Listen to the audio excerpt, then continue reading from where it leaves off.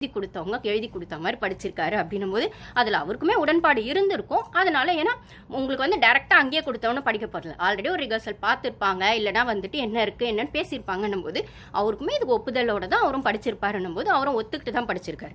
அதில் அவர் வச்ச ஒரு சில விஷயங்கள்லாம் டிவிக்கு ஓடுறது அந்த ஒரு கொள்கையை அப்படியே சொன்ன மாதிரி இருந்தது. ஸோ சாதி மதம் மற்ற அந்த ஒரு அரசியல் வந்து தமிழ்நாட்டுக்கு கிடைக்கணும் அப்படிங்கிறதுனால தான் ஜனங்க வந்துட்டு அவருக்கு ஓட்டு போட்டு நம்பியிருக்காங்க. CM sir Thalapathy Vijay to CM sir அப்படிங்கிறது வந்து இந்த தமிழ்நாடு அரசியல்ல ஒரு பெரிய மாற்றமா பார்க்கறதாவும், ஸோ ஜனங்க நிறைய எதிர்பார்ப்பை சிஎம் சார் கிட்ட வச்சிருக்காங்க, அதை அவர் நிறைவேற்றுவாரு அப்படிங்கிற இடத்துல. ஸோ ரூலிங் பார்ட்டிக்கான ஒரு ஃபேவர் ஜோன்ல தான் அவர் பேசியிருக்காருன்னு சொன்னாலுமே அது எழுதி கொடுத்தது ரூலிங் பார்ட்டி தான். இதுதான் ப்ரொசீஜரும் கூட. ரூலிங் பார்ட்டியா இருக்கவங்க தான் எழுதி கொடுக்கும். ஏன் முக ஸ்டாலின் சார் ஆட்சியில் முக ஸ்டாலின் சார் பாராட்டி பேசியிருந்தா நீங்க இதை விமர்சனம் பண்ணுவீங்களா அப்படின்னு சொல்லும் போது அப்போ உங்களுக்கு RN ரவி அவர்களோடவும் ஸ்டாலினுக்கும் ஒரு நீங்க ஒத்து, ஏன்னா நீங்க ஆன்டி பிஜேபின்னு சொல்லியே தமிழ்நாடு ஜனங்களை ஒரு மாதிரி மேனிப்புலேட் பண்ணி வச்சிருக்கீங்க. ஆன்டி பிஜேபின்னு சொல்ற இடத்துல வெறும் ஆன்டி பிஜேபின்னு சொன்னா மட்டும் பத்தாது. நம்மளுக்கு என்ன பிரச்சனை, நம்ம தமிழ்நாட்டுக்கு நடக்க வேண்டியதோ நடக்கணும், அதே சமயத்துல ஹிந்தி திணிப்பும் உள்ள வரக்கூடாது. ஆனா வந்து அதே மாதிரி அங்க ரூலிங் பார்ட்டியா இருக்கக்கூடிய டெல்லி கூட பகச்சிட்டா நம்மளுக்கு வர வேண்டிய ஃபினான்ஷியல் சப்போர்ட்டும் வராது. ஸோ இது எல்லாத்தையும் கூட்டி கழிச்சு பார்த்து தான் அரசியல் பண்ண முடியும்னா, நம்ம முதல்வன் படத்துல ரகுவரன் சார் சொன்ன மாதிரி தான், அந்த சீட்ல ஒரு நாள் உட்காந்து பார்த்துருக்கேன், எப்படி இருக்கும் தெரியுமா, எவ்வளோ வாழ்த்து, எவ்வளோ திட்டு, எவ்வளோ பஞ்சாயத்து, எவ்வளோ பரிசு, எவ்வளோ பிரச்சனைகள் அப்படின்னு சொல்ற மாதிரி அது அவ்வளோ ஈஸிலாம் கிடையாது அப்படின்னு சொல்லும் போது இவங்க ஆன்டி பிஜேபின்னு சொல்லியே அதை மட்டுமே தமிழ்நாடு அரசியலில் கையில் எடுத்தாங்க. அதை ஸ்ட்ராங்காக எடுத்தாங்களான்னா இவங்களுக்கான கட்சி வளர்ச்சிக்கு தான் அதை ஸ்ட்ராங்காக எடுத்தாங்களே தவிர தமிழ்நாடு வளர்ச்சிக்கு அதை ஸ்ட்ராங்காக எடுத்தாங்களான்றது தான் மக்கள் வந்து சிட்டிங் சிஎம்மா இருந்த முக ஸ்டாலின் அவர்களை நிராகரிச்சுக்கான முக்கியமான காரணம். ஏன்னா அயோக் கூட்டத்துக்கு வந்துட்டு சிஎம் சார் போகவே பழைய சிஎம் சார் போகவே இல்லைன்றது எந்த அளவுக்கு விமர்சனமோ, ஒரு வருஷம் அவர் போனார், 3 வருஷமா போகாதவர் ஒரு வருஷம் போனார் அந்த 4th year. அப்போ எதுக்கு போனார்? சரி 3 வருஷமா போகாதவர் ஃபுல்லாக போகாம விட்டுறலாம்ல, 4th year ஏன் போனார் அப்படின்னு சொன்னால் அடுத்த வாட்டி வர எலெக்ஷனில் தன்னோட பிள்ளைக்கான சப்போர்ட் தமிழ்நாட்டில் கிடைக்கணும், பிஎம் சைடில் சென்ட்ரல் கவர்மெண்ட்லேருந்தும் கிடைக்கணுன்ற பர்சனல் இன்டென்ஷனில் தான் போனாரே தவிர தமிழ்நாடு மேலே இருக்க அக்கறையில் போன மாதிரி தெரியல. அப்படி நீங்கள் தமிழ்நாடு மேலே இருக்க அக்கறையில் போனீங்கன்னா 3 வருஷம் போயிருக்கலாம். அவங்க செய்யல, அப்புறம் நீங்கள் போயிருக்க வேண்டியது தானே.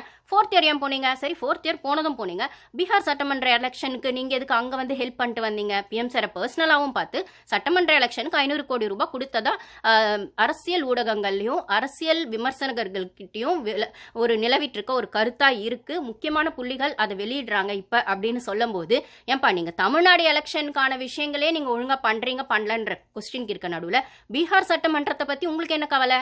அங்க வந்து நீங்க 500 கோடி ரூபாய் அவங்களுக்கு கொடுத்துருக்கீங்க நிதி உதவியா அப்படின்னு சொல்ற இடத்துல அதை வந்து பிஎம் பர்சனலா பார்த்து நீங்க 4th year அயோக் கூட்டத்துல அந்த 3 years போவாத அயோக் கூட்டத்துக்கு நீங்க 4th year போய் பர்சனலா பிஎம் பார்த்து இந்த மாதிரி விஷயங்கள் பண்ணியிருக்கீங்கன்னா அடுத்து வர எலெக்ஷன்ல உங்களோட பிள்ளைக்கான உதயநிதி ஸ்டாலினுக்கான ஒரு ஸ்ட்ராங்கான பேஸை வந்து நீங்க பாலிடிக்ஸ்ல போடணுன்றதுக்கான இன்டென்ஷனா நீங்க போயிருக்கலாம். அப்படி நீங்க போனதுக்கான விஷயமா தான் வந்து நீங்க வந்து என்ன சொல்றீங்க, அசிஸ்டன்ட் சிஎம் அப்படிங்கிற ஒரு போஸ்டையும் உதயநிதி கொடுக்குறீங்க. ஏன்னா எப்படி இருந்தாலும் நெக்ஸ்ட் எலெக்ஷன் நம்ம பிஎம்ஐயும் பார்த்துட்டோம், இங்கே அசிஸ்டன்ட் சிஎம்மா உதயநிதியை ப்ரொமோட் பண்ணிட்டோம் அப்படின்னு சொல்லும்போது ஆன்டி பிஜேபின்னு தமிழ்நாட்டில் உன்னை நம்ம மேனிப்புலேட் பண்ணி ஜனங்களை வச்சுட்டோம் அப்படின்னும் போது இந்த சைடு நீங்கள் ஆன்டி பிஜேபின்னு சொல்கிறீங்க, அங்கே 4th year வந்து போய் பிஎம் பார்த்துட்டு அங்கே பீகார் சட்டமன்றத்துக்கு வந்து பணமும் கொடுத்துட்டு வரீங்க, அங்கே வந்து 500 கோடி ரூபாய் அப்படின்னும் போது நீங்கள் கட்சியை வளர்க்க யோசிச்சிங்களா? உங்கள் வீட்டு வாரிசு அரசியல் அப்படிங்கிற இடத்துல அந்த அரசியலுக்கு அவங்களை வரத்துக்கு யோசிச்சிங்களா? இல்லை தமிழ்நாட்டு ஜனங்களுக்கான நலத்திட்டங்களை யோசிச்சிங்களா அப்படின்னு ஒரு பெரிய கொஸ்டின் மார்க் வந்தால் இது நிறைய பேருக்கு தெரியாது. இது உண்மையா பொய்யா அப்படிங்கிறத மீறி இப்படி ஒரு விமர்சனம் வெளில வருதுன்னா உள்ள ஏதோ நடந்திருக்கு அப்படிங்கிறது உண்மை தானே. அப்போ நீங்கள் ஆன்டி பிஜேபின்னு வெளியில ஜனங்க கிட்ட ஒன்று சொல்லிட்டு அப்போ ஆன்டி பிஜேபியா இருக்கக்கூடிய நீங்க பீகார் எலெக்ஷனுக்கு ஏன் காசு கொடுத்தீங்க அப்படின்னு ஒரு கேள்வி வருதுன்னா உங்களோட இந்த கரப்ஷன் அப்படிங்கிற விஷயம் இப்போ வந்து வெள்ளை அறிக்கை மூலமா எல்லாருக்குமே ஓப்பனா தெரிஞ்சிருச்சு. ஸோ வெள்ளை அறிக்கையை எப்பயுமே ஜென்ரலா பட்ஜெட்டு கொஞ்சம் முன்னாடி தான் வெளியிடுவாங்க, இல்லைன்னா இவ்வளோ சீக்கிரம் 1 monthல எல்லாம் வெளியிட்டிருக்காங்க அப்படின்னு சொல்லும் போது இது டிஎம்கே கட்சிக்கு டிவிக்கு ஆட்சி வச்ச ஆப்பா அப்படின்னு ஒரு கேள்வி இருக்கு. அதுக்கப்புறம் இந்த நேஷனல் ஆந்தம் பாடினதுல மரபு மீறப்பட்டதா அப்படின்னு கேட்டா மாற்றம் வந்தது அப்படின்னு சொல்லலாம். ஸோ நான் ஆல்ரெடி என்னோட வீடியோஸ் பார்க்குறவங்களுக்கு தெரியும், பிக் பாஸ் பார்க்குறவங்களுக்கோ பொதுவாக பார்க்குறவங்களுக்கோ ஒருத்தங்க கிட்ட ஒன்று எதிரி அப்படின்னு நம்ம ஸ்ட்ராங்காக நிற்கிறோம், இல்லை ஃப்ரெண்ட் அப்படின்னு ஸ்ட்ராங்காக நிற்கணும். ரெண்டுமே இல்லாத ஒரு விஷயம் சாமர்த்தியமும் ஒன்று இருக்குது. உங்க கூட எனக்கு சண்டையும் இல்லை, சமாதானமும் இல்லை. அதே சமயத்தில் ரெண்டு பேரும் சேர்ந்து ஒரு என்ன சொல்கிறது, ஒரு நெளிவு சுழிவாக ஒரு டீலை பேசலாம்னா பேசலாம். இது வந்து ஒரு பவுண்டரி செட் பண்ணி ரெண்டு பேருமே பேசிக்கலாம் அப்படிங்கிற இடத்துல சிஎம் விஜய் சார் ரொம்ப கிளியராக அதை பண்ணுறாரு. இவர் ஆன்டி பிஜேபின்னு சொல்லலை, ஏடிஎம்கேவையும் விமர்சனம் பெருசாக பண்ணலை. இவர் பிரச்சாரம் பண்ண இடத்துல டிஎம்கே வெஸ் டிவிகே தான் பண்ணியிருக்காரு அப்படின்னு சொல்லும்போது, இப்பயுமே கவர்னர் ஸ்பீச் வந்து டிவிகேக்கு சப்போர்ட்டாக பண்ணதுலையோ இல்லை டிவிகே வந்து பிஜேபி ஸ்ட்ராங்காக திமுக மாதிரி எதிர்க்கலன்னு சொல்கிற இடத்துலையும் இவங்க வந்து ஆன்டி பிஜேபியாக டிவிகே செயல்பட போகிறதில்ல அப்படின்னும் போது, ஆன்டி பிஜேபியை செயல்படணும்னு யாருமே சொல்லவே இல்லை.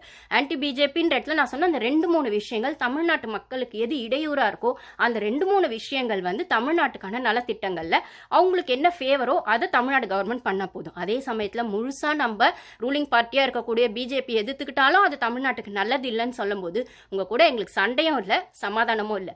எங்களுக்கு தேவையானது நீங்கள் செய்யுங்க, உங்களுக்கு தேவையான விஷயங்களை எங்கள் கவர்மெண்ட்டால் என்ன செய்ய முடியுமோ அதை செய்கிறோம் அப்படிங்கிற இடத்துல எல்லா ஸ்டேட்டும் ஒன்றா சேர்ந்து பண்ணால் மட்டும்தான் இந்தியாவோட வளர்ச்சி இருக்கும்னா, அதில் தமிழ்நாட்டோட பங்கு இவ்வளோ இருக்கும்னு நம்ம சிஎம் சார் ஒரு விஷயத்தை எடுத்து வைக்கும்போது அது பிஜேபிக்கு ஒத்து போகிறதுன்னா அவங்க ஒத்து போவாங்க. இல்லை பிஜேபி கூட ஒரு பவுண்டரி செட் பண்ணி தமிழ்நாடு கவர்மெண்ட் எவ்வளோ ஒத்து போகணுமோ அவ்வளோ ஒத்து போவாங்க அப்படின்னு சொல்லும்போது, நேற்று கவர்னரோட ஸ்பீச்லையும் அதுக்கப்புறம் நம்மளோடது மினிஸ்டர்ஸ் எம்எல்ஏஸ் பேசின ஸ்பீக்கர்ஸ் பேசின ஸ்பீச்லையும் சபாநாயகர் அவர்கள் பேசின ஸ்பீச்லையும் ரொம்ப தெளிவாக இருந்தது. ஸோ இந்த இடத்துல நாங்கள் மும்மொழி கொள்கையை ஏற்றுக்க மாட்டோம், இருமொழி கொள்கை தான் இருக்கும், தமிழ் இங்கிலீஷ் தான் இருக்கும். ஆனால் அதை மைண்டில் வச்சு நீங்கள் எங்களுக்கு நிலுவையில் இருக்கக்கூடிய அந்த நிதி கொடுக்கறதுல வந்துட்டு ப்ராப்ளம் பண்ணாதீங்க, அதை எங்களுக்கு கொடுங்க அப்படின்னு வந்து ஆல்ரெடி சிஎம் சார் வந்து பிஎம் கிட்ட சொன்ன அந்த ரிக்வஸ்ட்டை வச்சதை பார்க்க முடிஞ்சது. காவேரி விஷயங்களை பேசினதை பார்க்க முடிஞ்சது. அப்படின்னு சொல்லும்போது இதெல்லாம் ஆன்டி பிஜேபின்னு சொல்லி வெளிப்படையாக டிஎம்கே ஆன்டி பிஜேபி எதிர்த்தாலும் உள்ள நீங்க பண்ண விஷயங்கள் இல்ல பிஜேபிக்கும் நாங்க டிஎம்கே பிளஸ் ஏடிஎம்கே சேர்ந்து டிவிகே கவர்மெண்ட் உள்ள வராம தடுக்கிறோம்னு சொன்ன மாதிரி இப்போ அதான் இதையும் சொல்லியிருப்பாரு சத்யராஜ் சாரா இன்னொருத்தர் சீமான் சாரோ சத்யராஜ் சாரோ யாரோ ஒரு செலிபிரிட்டி, பட் சீமான் வந்து பொலிட்டிக்கல் தான் அவர். யாரோ ஒரு முக்கியமான ஒரு புள்ளிகள் நான் வந்து if I am not wrong வந்து நீங்கள் கமெண்ட்ஸில் ஷேர் பண்ணுங்கள். முக்கியமான